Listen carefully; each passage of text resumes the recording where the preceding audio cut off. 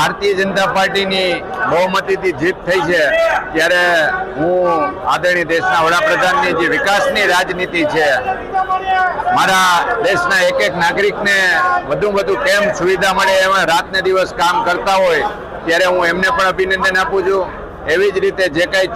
ચૂંટાયેલા પ્રતિનિધિઓ છે એને પણ અભિનંદન આપું છું અને દેશના આદરણીય ગૃહમંત્રી અમિતભાઈ અને પ્રભારી એવા શ્રી આપણા CR પાટીલ સાહેબને પણ હું અભિનંદન આપું છું કે આટલી મોટી જીત થઈ છે અને ગુજરાતની અંદર અને આપણા રાજકોટમાં આજે અમે જ્યારે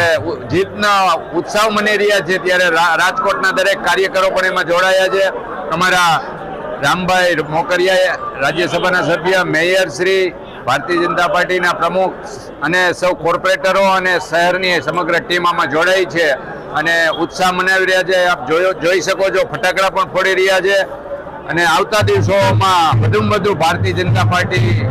મજબૂત બને એના માટે સૌ સાથે મળીને કામ કરશું એવો મને વિશ્વાસ છે.